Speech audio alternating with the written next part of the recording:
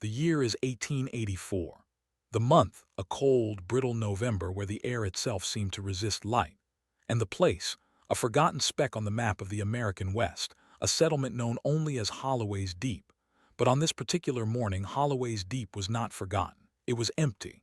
Imagine a stage set for a sudden, brutal play, a domestic drama interrupted by an invisible, horrifying hand.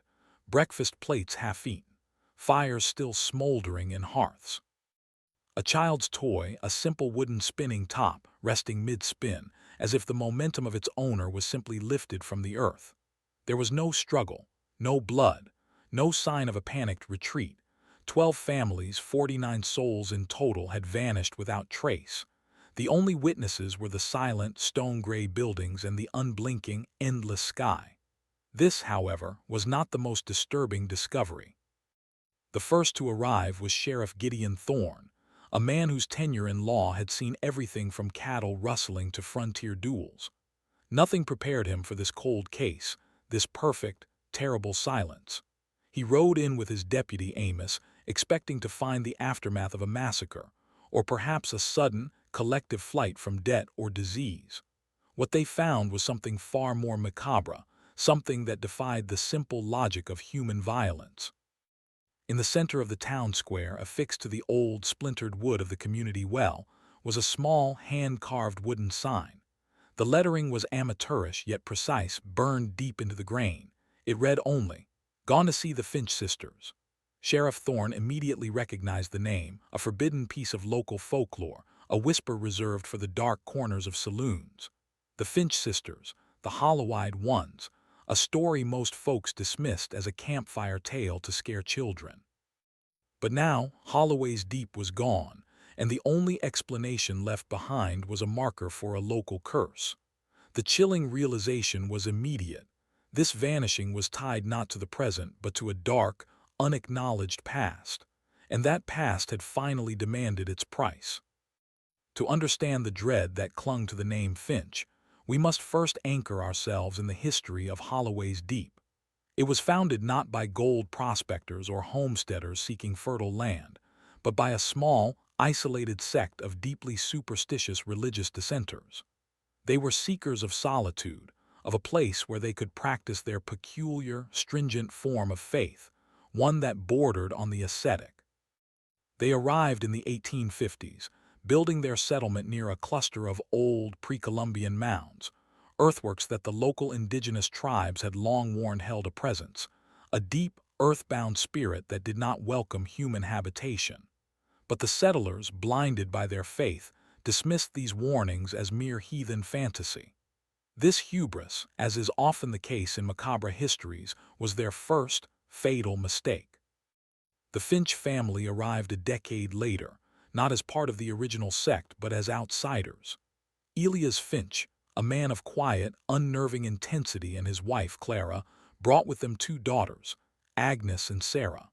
They were known by the locals as the hollow-eyed due to a congenital condition, a striking lack of color or luster in their irises that made their gaze appear unnervingly flat, like polished stone.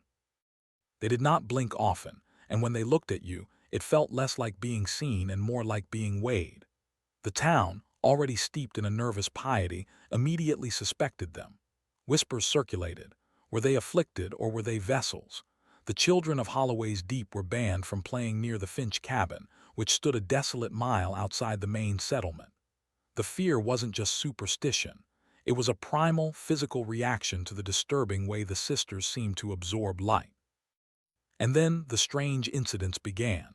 Small animals found mutilated, not by predators but with surgical precision, milk turning sour instantly. And the dreams, residents began to report collective, horrifying nightmares of silence and empty space, always featuring 2 figures with eyes like dead pools. The escalation of dread concerning the Finch sisters was slow, insidious, a chilling crescendo built on circumstantial dread. In the summer of 1880, a severe drought struck Holloway's Deep. Crops withered, the well ran low, and the community's carefully maintained sense of self-sufficiency began to crumble. In their despair, the settlers turned away from the secular and back towards their most extreme religious doctrines. They began searching for a scapegoat, a vessel for the supposed curse that had fallen upon their land. Agnes and Sarah, the two quiet, flat-eyed outsiders, were the perfect, terrifying candidates. A particularly harsh sermon delivered by Elder Thomas, the settlement's unofficial leader, centered on the serpents in our midst and the necessity of purging the vessel to save the soul. This was the fuse. What followed was a moment of collective psychological breakdown, a horrifying act rooted in mass hysteria. A mob, composed of the very fathers and brothers whose families would one day vanish, marched on the Finch cabin one dark evening. They dragged Elias and Clara from their home and forced them to watch as their two young daughters were subjected to an unspeakable, macabre ritual of cleansing.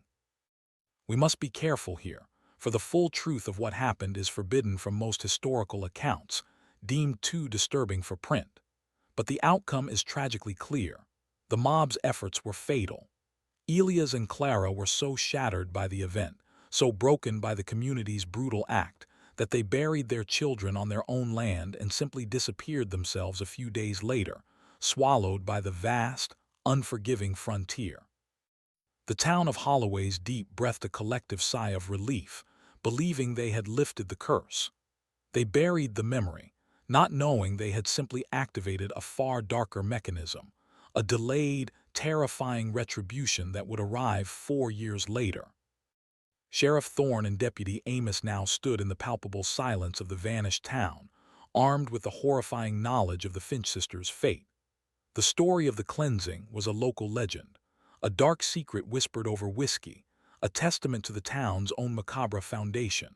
Now, that legend had been violently pulled into the light, transforming a historical footnote into a terrifying, active case. Thorne knew that a human agency must be behind the sign and the vanishing. The frontier was wild, but mass abduction on this scale, without a struggle or a trace of evidence, was unprecedented. It smelled of something meticulously planned, something driven by a profound, cold-hearted malice. They began their search at the Elder Thomas house, the largest and most prominent home in the settlement. Inside, the scene was a perfect, chilling replica of the entire town, order without life. A dinner table set for 4 untouched. The fire in the hearth had burned down to cold ash, indicating a departure sometime in the dead of the night. On the elder's desk, Thorne found his personal Bible, open to the book of Revelation. Underneath the scripture, however, was a small, hand-bound journal. Its pages were brittle, the script frantic and spidery. This journal held the key, the town's secret history, and the rapidly escalating dread that had gripped them in the weeks leading up to their disappearance. The entries spoke of disturbing sounds, a thin, reedy whistling that only happened at night, coming from the direction of the old Finch homestead. They spoke of shadows that didn't move like people, and of a recurring vision shared by multiple townsfolk. A perfect, silent void, presided over by 2 figures with eyes like chipped glass. The journal's first relevant entry, dated October 12th, was a chilling anchor in the timeline of terror. Elder Thomas writes of a deep psychological stress gripping the community, a paranoia he initially attributed to the recent harsh winter. But the description that followed was too specific, too macabre to be mere anxiety. He noted that the townsfolk, particularly the children, had begun to draw the same image. A figure with perfectly round, blank eyes, often with black rings painted around them. They called them the Hollow Ones. Thomas, the man who had preached fire and brimstone for the town's salvation, began to exhibit genuine, unshakable fear. "The curse is not lifted," he scrawled. "It was simply waiting. They are not ghosts of the land, but an active, cold-blooded retribution." This entry contained the first forbidden detail. The town had received a message. It wasn't spoken or written on paper, but left on doorsteps in the dead of night. Small, hand-carved wooden finches, not the cheerful garden bird, but a crude, haunting carving with the eyes deliberately left unpainted, just raw, hollowed wood. 12 of them, one for each family. This was a clear, calculated threat, but a threat from whom? A surviving member of the Finch family. A vigilante seeking justice for the horrific cleansing. The mystery deepened. transforming from a simple missing persons case into something rooted in a cold, disturbing historical vendetta. Thorne closed the journal, his gloved hand tracing the rough wood grain of the elder's desk. Every detail in this home, every still life of domesticity, was now a monument to a terrifying act of disappearance. But the most crucial detail was still missing: the mechanism of the vanishing. How do you take 49 people from their homes simultaneously without a sound? The answer, he suspected, lay not in the actions of the vanished, but in the silent, escalating movements of the pursuers. Thorne realized he was dealing with two interlocking mysteries: the macabre historical crime against the Finch sisters, and the current, terrifying mass vanishing. The journal provided the motive and the psychological landscape of the victims, but the practicalities of the crime remained utterly obscure. He and Amos decided to follow the only physical lead they had: the old, disused road leading out of the settlement to the Finch cabin. The terrain was rough, unforgiving, and the air here felt different, heavier, less willing to move. As they walked, Thorne felt the oppressive silence of the land, a silence deeper than the absence of human chatter. It was a listening silence. The deputy, Amos, a strong man used to the harsh realities of the frontier, kept glancing nervously over his shoulder. "Sheriff," he whispered, "it ain't natural, the birds. There ain't no birds singing, not a sound." And it was true.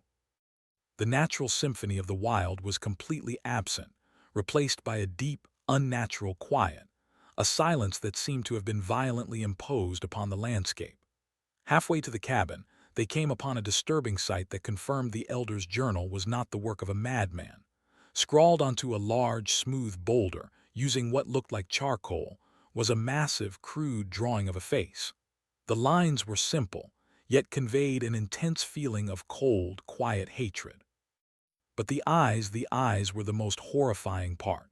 They were two perfect, blank circles, the hallmark of the hollow-eyed Finch sisters. This was a message, left not for the townsfolk but for anyone who might investigate. A chilling declaration: "We see."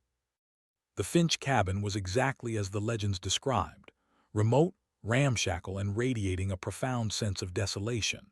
It sat beneath a trio of ancient, gnarled cottonwood trees whose branches, leafless in the late autumn, looked like skeletal fingers scratching at the cold sky. There was a sense of profound neglect, yet the structure itself was intact, its door slightly ajar, a silent invitation to dread. Thorne pushed the door open, the sound echoing loudly in the suffocating silence. The interior was Spartan, abandoned but not ransacked. A single small table held two wooden dolls, crudely carved, their faces sanded smooth, leaving no features, just the impression of two smooth, expressionless ovals where eyes should have been. These were not the playthings of children, they were monuments to a trauma. Behind the cabin, where the ground sloped down toward a shallow, dry creek bed, they found the two small, unmarked graves of Agnes and Sarah. The earth was undisturbed, the grass growing thin and withered over them. But next to the graves, half buried in the soil, was the disturbing evidence Thorne had been looking for.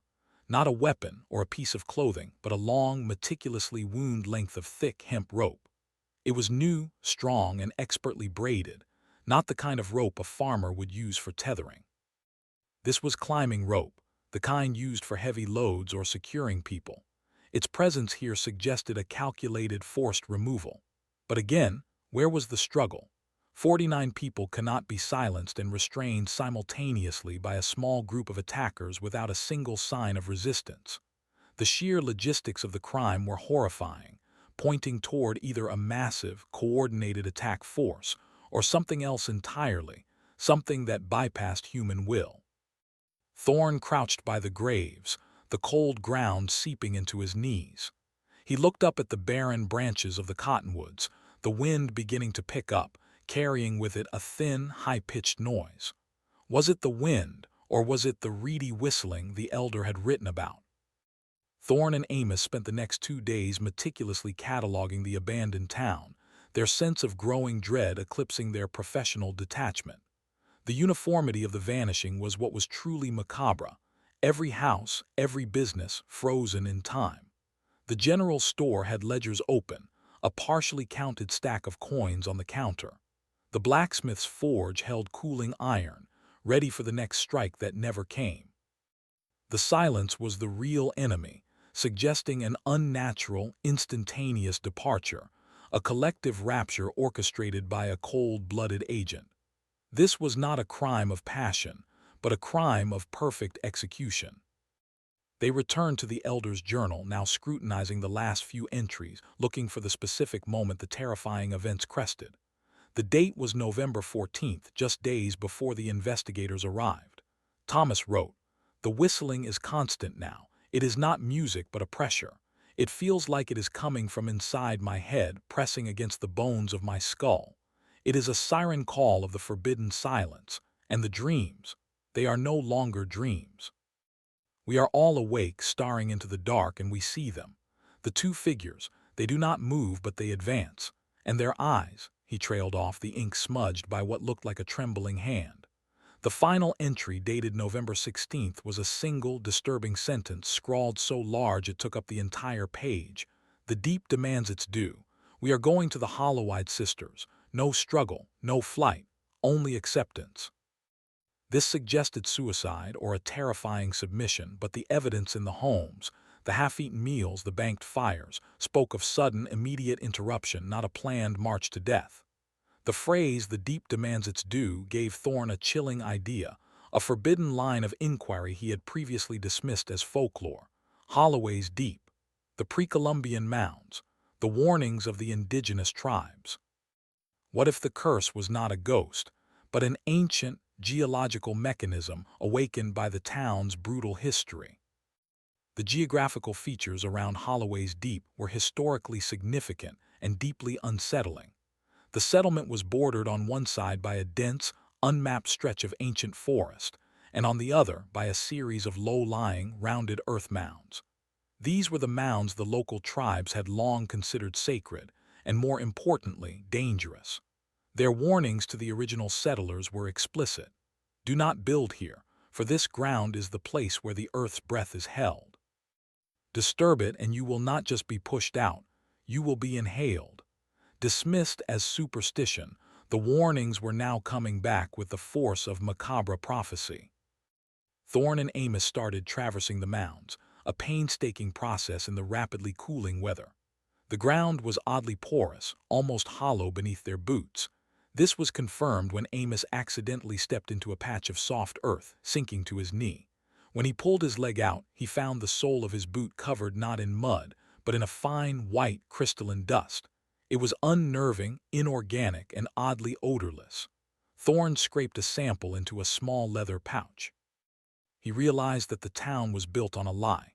It wasn't a solid settlement, but a precarious shelf over a system of hidden, deep earth cavities. And that is when he noticed the other disturbing detail the elder's journal had only hinted at: the sheer volume of material that had been quietly and deliberately removed from the area surrounding the mounds. This wasn't natural erosion. Someone had been digging. Not a grand operation, but a slow, careful excavation carried out over a long period of time.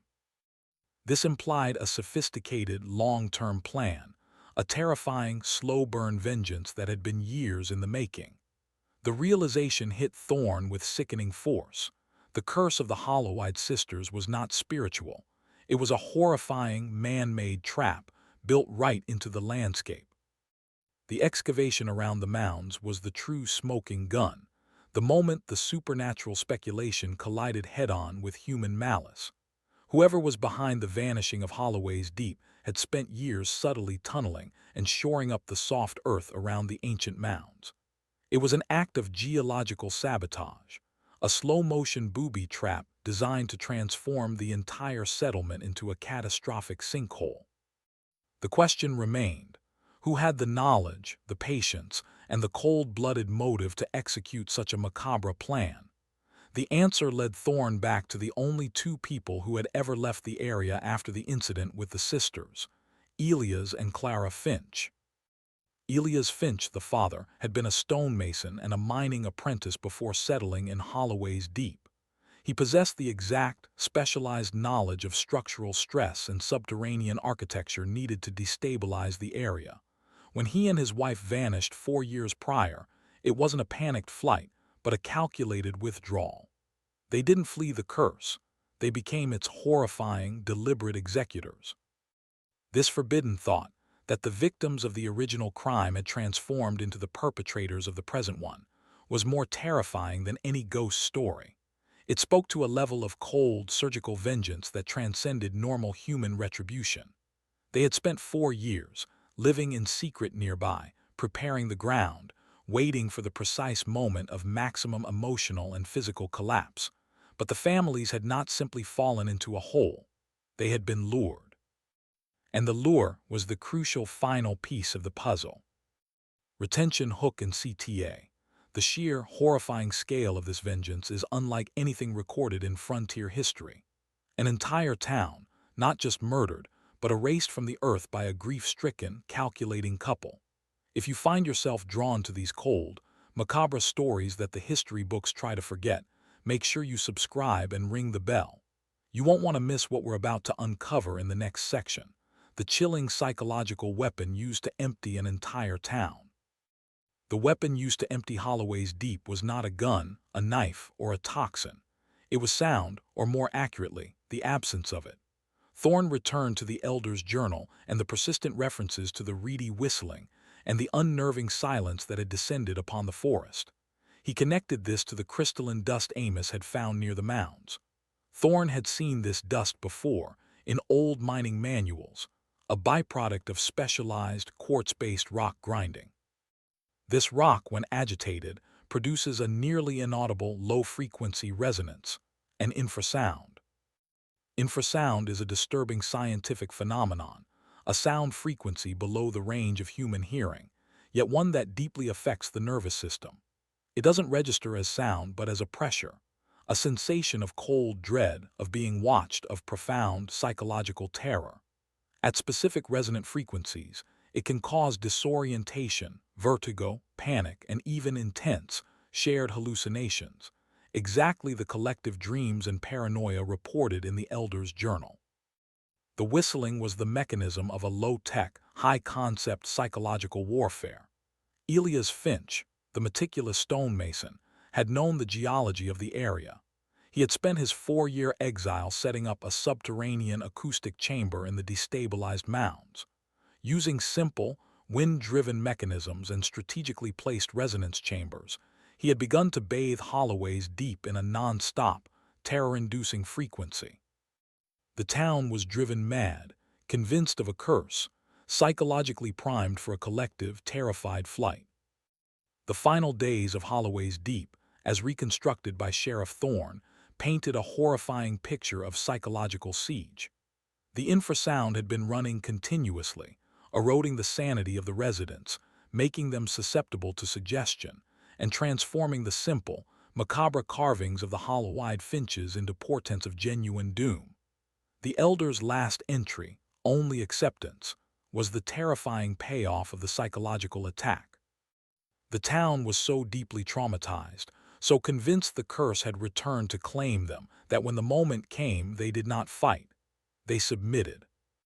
Thorne realized the sign posted on the well, "Gone to see the Finch sisters," was not a boast by the perpetrators but a literal instruction. It was the last, terrifying piece of the psychological operation.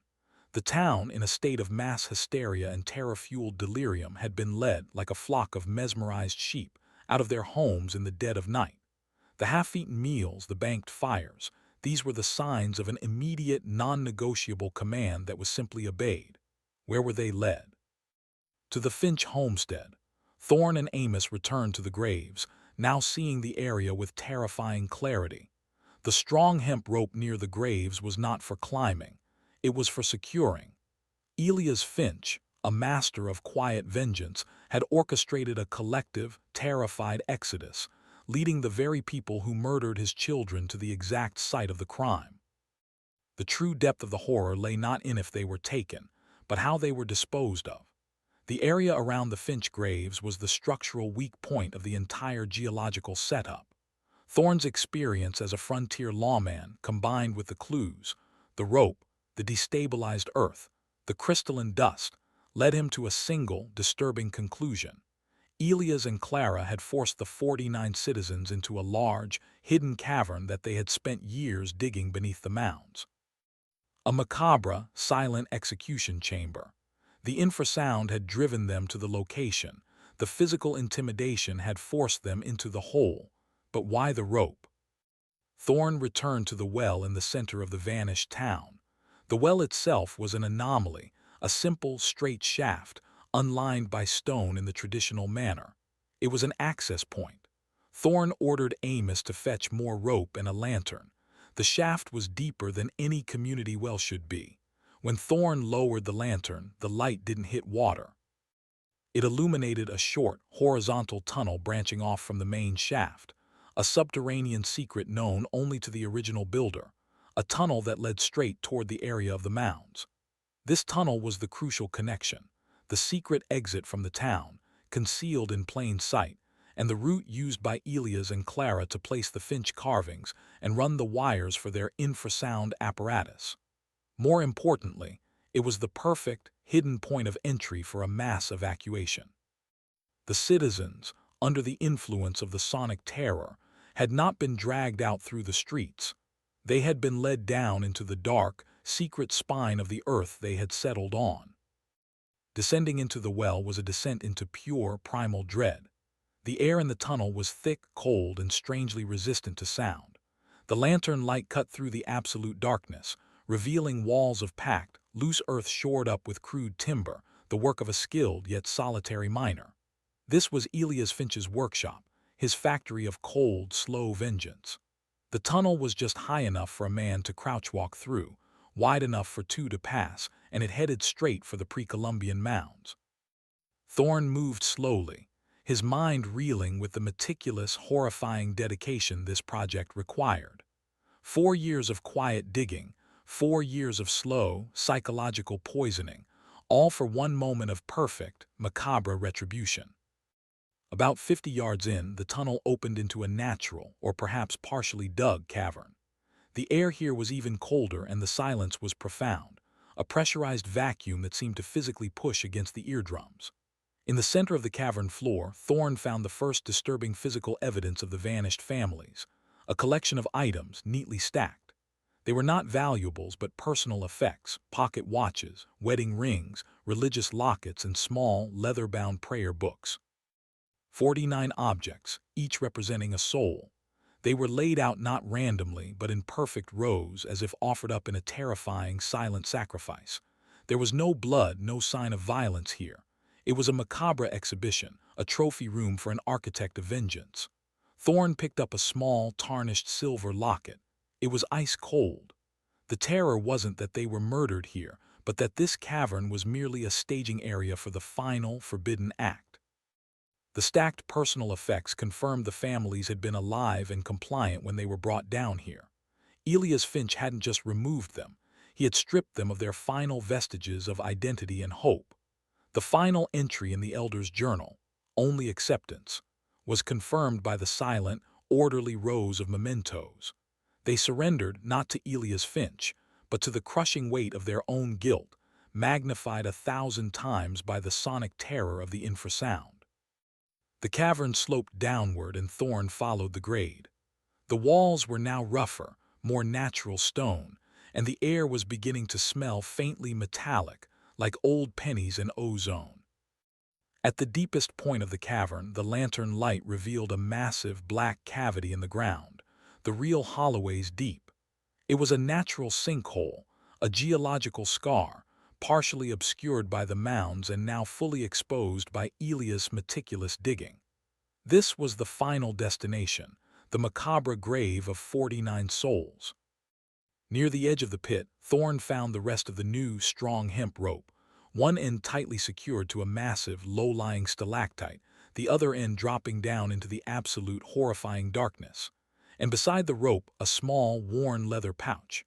Inside the pouch, Thorn found a single, dried, perfectly preserved poppy flower and a small, ivory-handled penknife. The poppy, a symbol of sleep and remembrance. The knife, a tool of precision. This was Elias Finch's final calling card, a silent declaration of the fate of the vanished town. Thorn realized the forbidden truth. The people of Holloway's Deep hadn't been murdered or dumped. They had been forced to descend, one by one, into the earth, securing the rope for the one following them until all 49 were down, and the last person had simply cut the cord. The chilling implication was that the citizens had been forced to participate in their own mass execution, a psychological torture that was more disturbing than any simple murder. Each family had been forced to secure their own descent, knowing they were leaving the world, knowing the silence would claim them, and knowing that the man who had orchestrated this was the victim of their own past cruelty.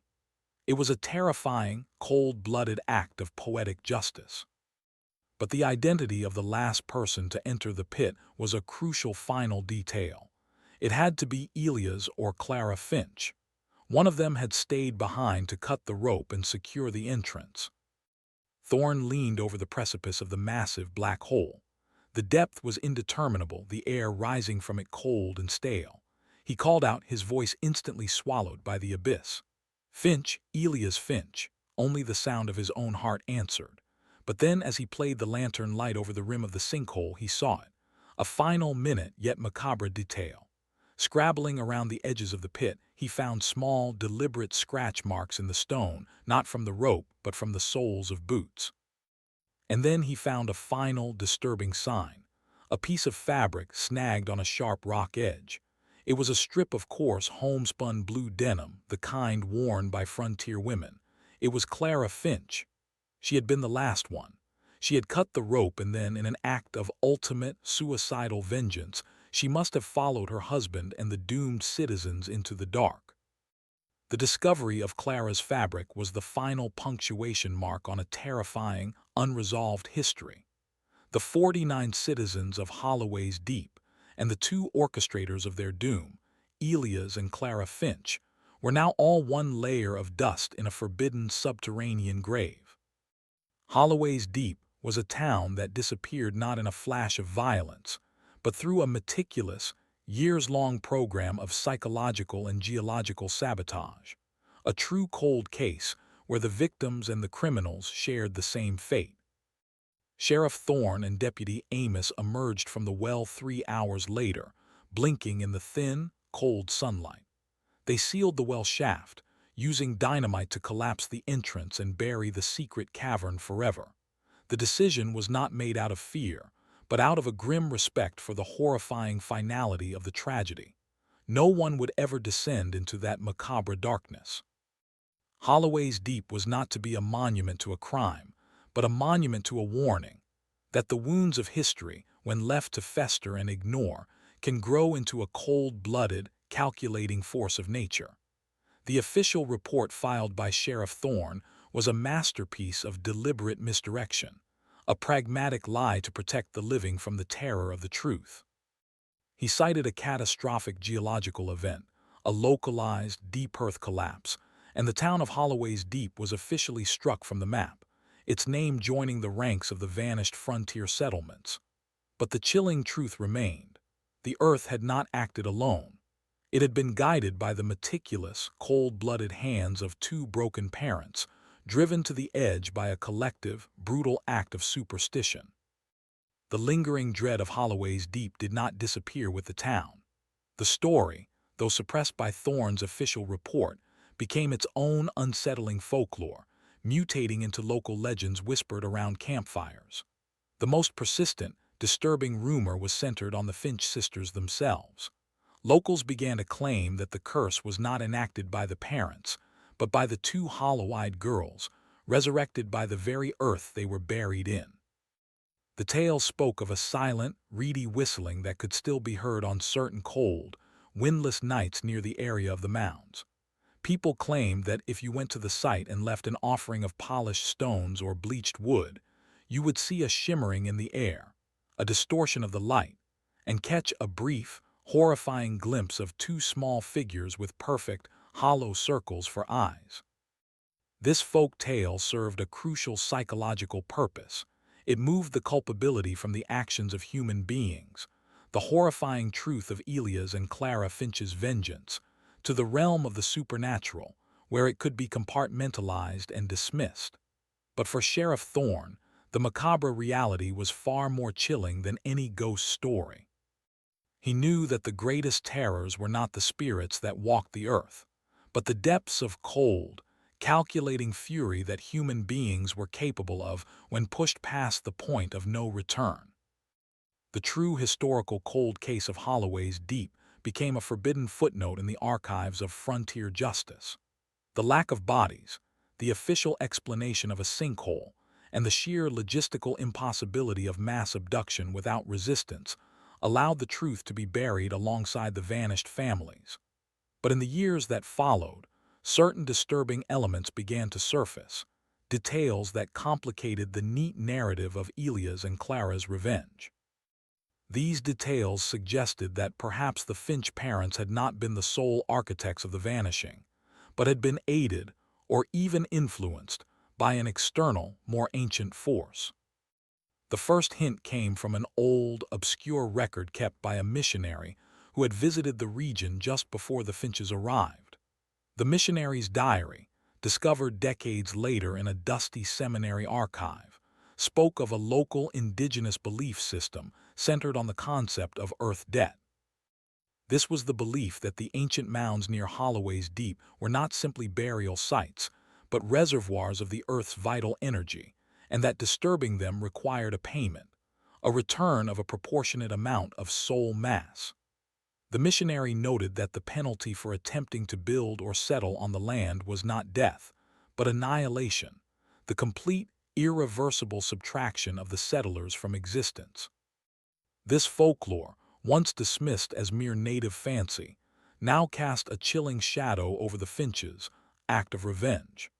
Had Elias and Clara simply tapped into an ancient mechanism of the land, an existing curse that merely required a human catalyst to activate its devastating power? The question of whether the Finches acted alone, or as agents of a greater forbidden power, is the final disturbing mystery of Holloway's Deep. The meticulous planning, the infrasound, the tunneling, the forced collective submission speaks to human intelligence and malice. Yet the sheer perfection of the vanishing, the instantaneous silence, the complete lack of blood or struggle suggests something far more powerful than two grief-stricken parents. Consider the nature of the hollow-eyed condition. While medically explainable, its symbolic power in the context of the region's folklore is undeniable. Their eyes, the windows to the soul, were blank, a perfect canvas for whatever malevolent entity the Earth debt demanded. Perhaps the most macabre interpretation is this. Elias and Clara Finch, having lost their daughters in a horrific act of frontier superstition, did not seek simple human revenge. They sought a final, ultimate annihilation, not just of their tormentors, but of themselves and the idea of the town. They traded their own lives, and the lives of the 49 citizens, as the payment for the Earth debt, a massive soul offering designed to wipe the entire, brutal history of the settlement off the map. They transformed their private, agonizing loss into a grand, horrifying, collective act of erasure. The town of Holloway's Deep was not just abandoned, it was banned from ever having existed, swallowed by the vengeance of man and the silent, cold power of the earth. The architectural genius of Elias Finch was the human element that made the macabre impossible a terrifying reality. We must pause to acknowledge the years of cold, solitary labor he put into this act. He wasn't digging for revenge in the traditional sense. He was engineering a grand, collective suicide chamber. The crystalline dust, the infrasound, the strategic undermining of the town's foundation. These were the components of a slow-burn, psychological siege. The ultimate disturbing question is, where were Elias and Clara living for those 4 years? Thorne's investigation only focused on the town and the final destination. But the logistics of the construction, the need for food, tools, and the avoidance of detection, suggest a nearby, yet utterly hidden, base of operations. The most likely site was a disused, ancient cave system on the far side of the forest, on land too rough and forbidden for the settlers to ever venture. This cave would have been their sanctum, a place where they could plot and work in complete secrecy, shielded by the dense wilderness and the terror of the townsfolk who already believed the area to be cursed. It was here, in the cold, dark silence, that the two grieving parents transformed into the architects of the deep's final, horrifying payment. They became the perfect, cold-blooded agents of an ancient justice. The psychological toll on the few people who investigated the Holloway's deep vanishing was profound. Deputy Amos, Thorne's companion, resigned from law enforcement within a month of the event, unable to shake the pervasive silence and the image of the neatly stacked personal effects in the underground cavern.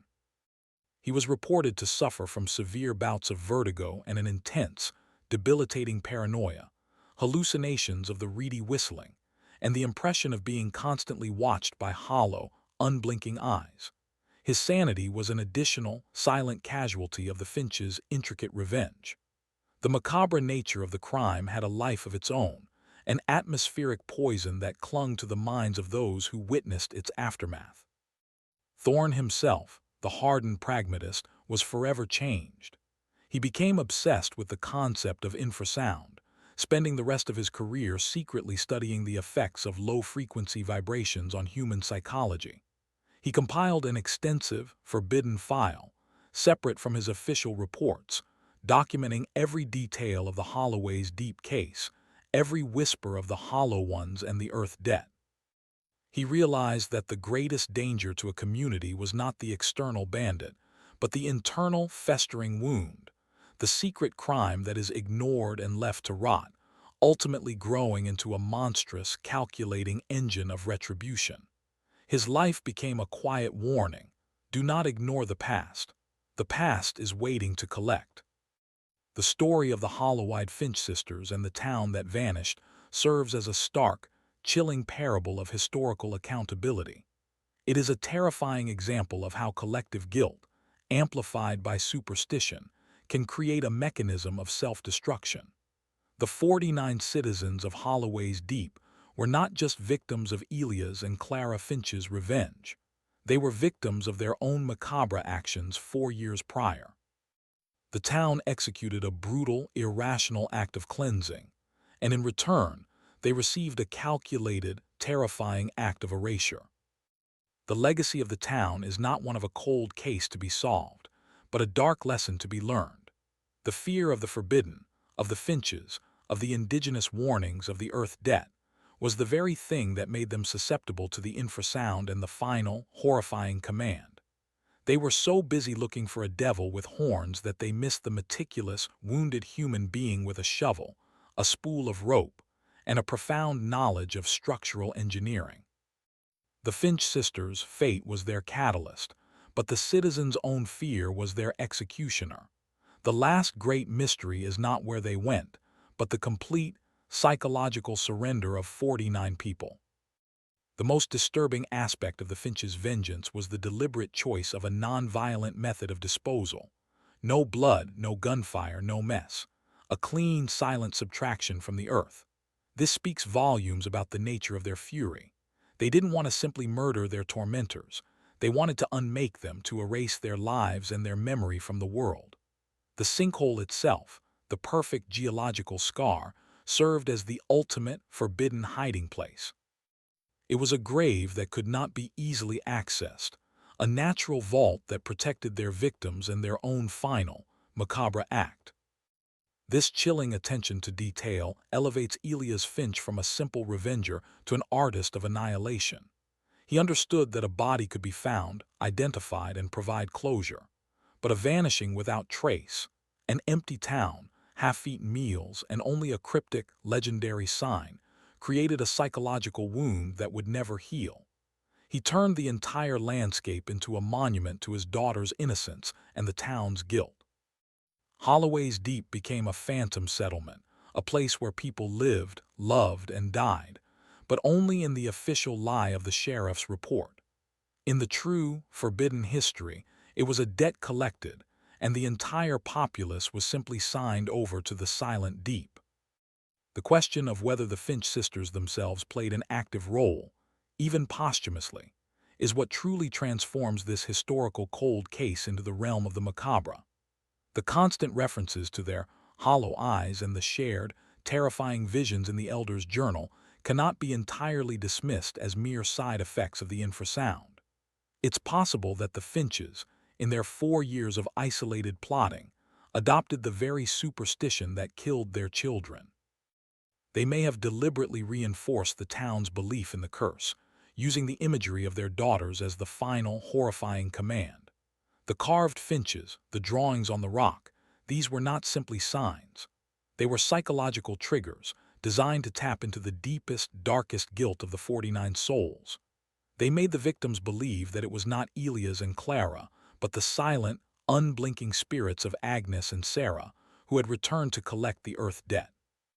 This final layer of psychological torture, the belief that their annihilation was a just and necessary action, is what truly broke the will of the town and secured their quiet, terrifying submission. Retention Hook and CTA. The silence of Holloway's Deep is a terrifying acoustic imprint left on history.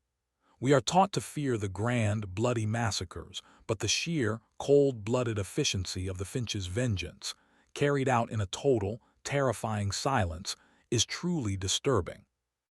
If this journey into the most forbidden corners of history has gripped you, and you want to ensure you never miss a deep dive into another vanished town, take a second to smash that like button and let the algorithm know you're ready for more stories the world tried to bury.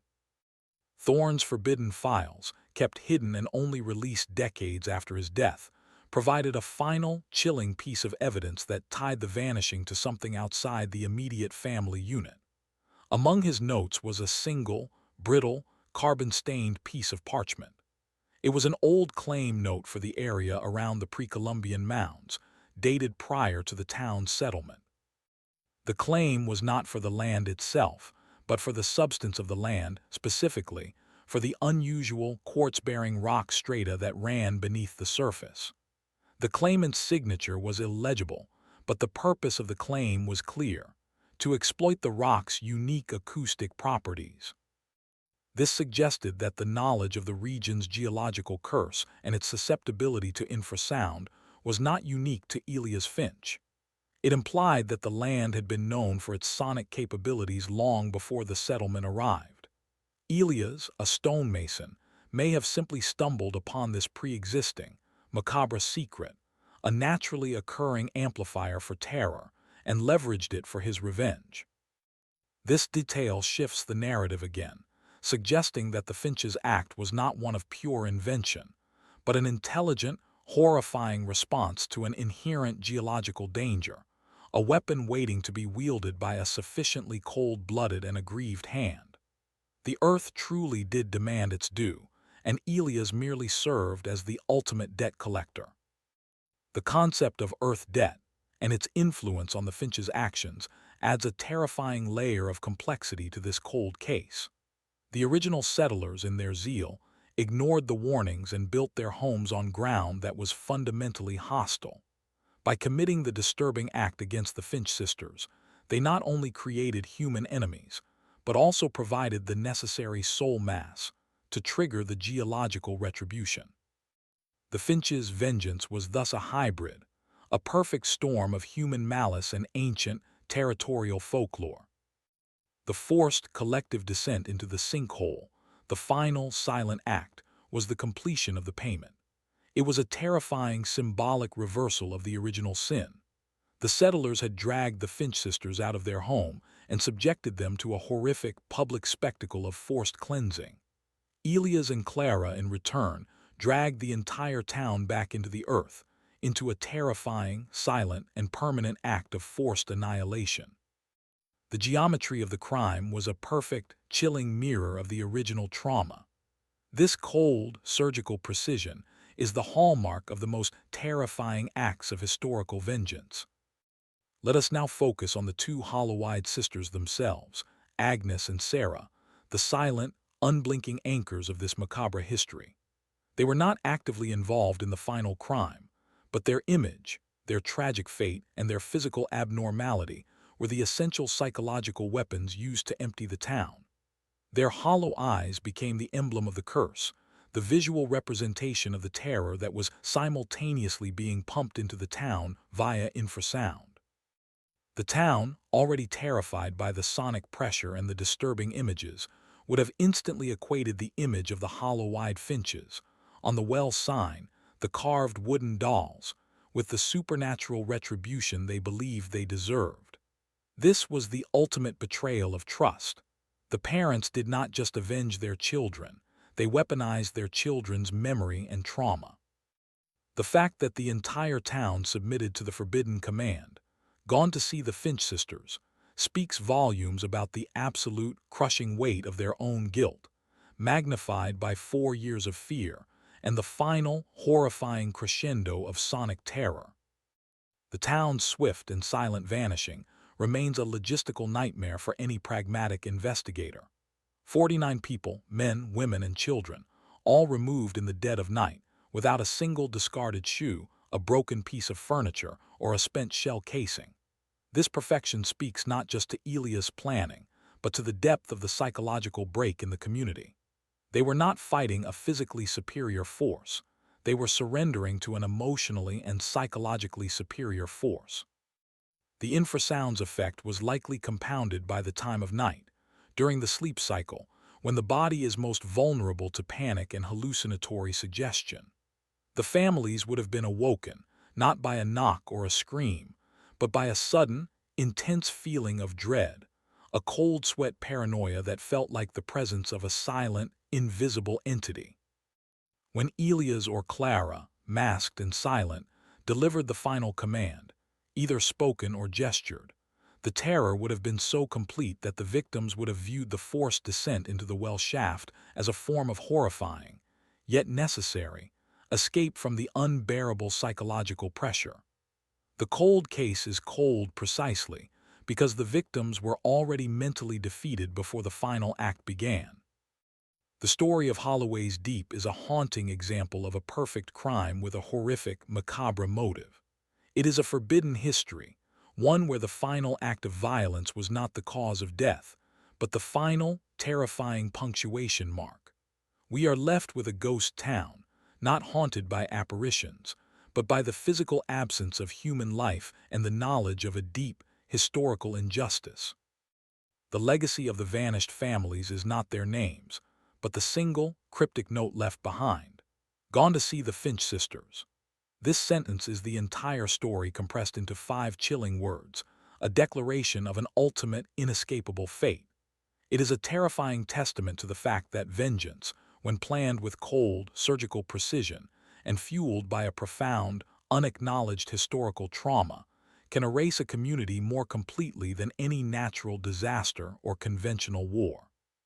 The town of Holloway's Deep is the ultimate example of a curse that was both a local superstition and a meticulously engineered reality.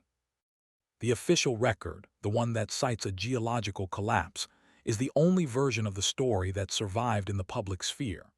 Sheriff Thorne, despite his dedication to the truth in his forbidden file, understood the necessity of the lie.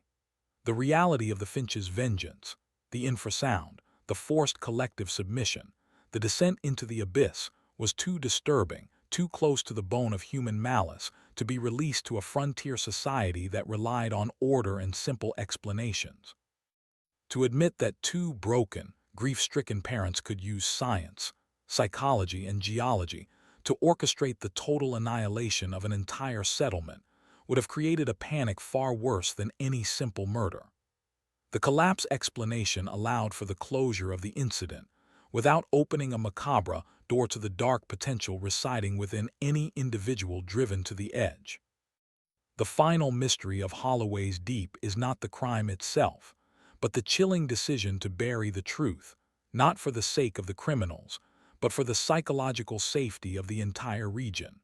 The lie of the sinkhole was the final, collective surrender to the power of the Finch curse. In the end, the only thing that truly remained of Holloway's Deep were the 2 small, unmarked graves of Agnes and Sarah Finch, the hollow-eyed sisters. Their final resting place, a desolate spot beneath the skeletal branches of the cottonwoods, became the quiet, unacknowledged center of the entire tragedy. It was their trauma, their forbidden memory, that fueled the years of tunneling and the final, horrifying crescendo of infrasound. The Earth debt was paid, the town vanished, and the two parents who orchestrated the terror were swallowed by the same void. But the two innocent victims, the sisters, remained above ground, silent guardians of the terrible secret that lay beneath the mounds. The cold case is sealed, the well is collapsed, and the truth is buried deep. Yet on a clear, cold night, if you stand near the site, it is said you can still feel a pressure against your eardrums, a whisper of a frequency too low to hear, a lingering presence of a perfect, terrifying silence. The fate of the town that disappeared is a macabre reminder of the true cost of historical trauma.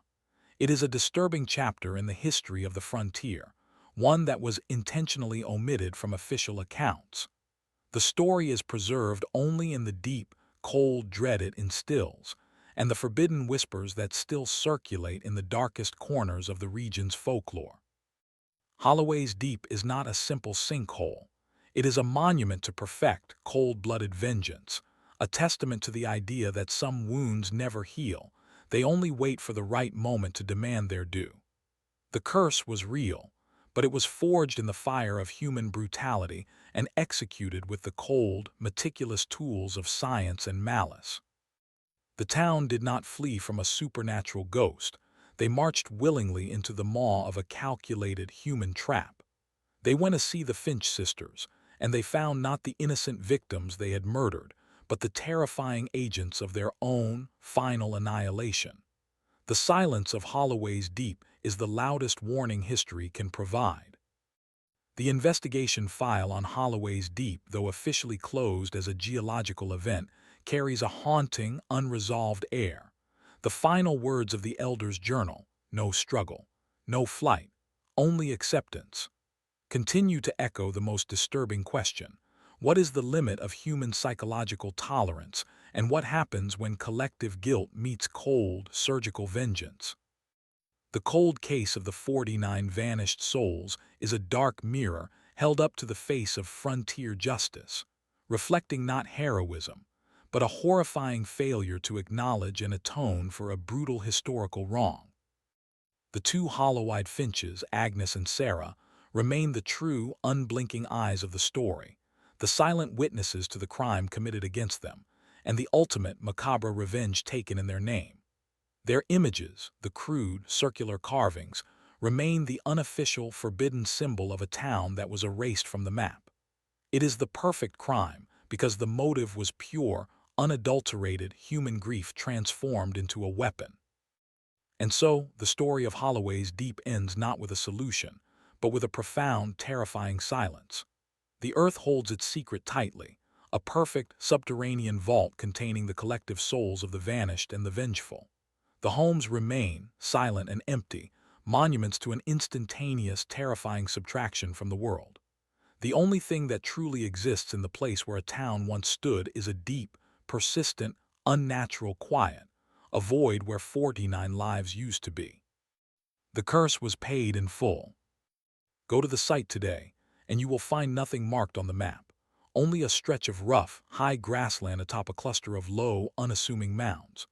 But stand there long enough, especially when the wind is low and the air is cold, and you may begin to feel it, a faint, disturbing pressure against your inner ear, a phantom feeling of dread, and the terrifying, unshakable sense that you are being watched by something with eyes like chipped glass, eyes that have seen the absolute finality of human malice. Holloway's Deep vanished, not by accident but by a chilling human design, a silent, macabre act that the earth itself was complicit in. And the two hollow-eyed sisters finally had their peace, bought with the ultimate forbidden price. The case is closed, but the dread will linger forever.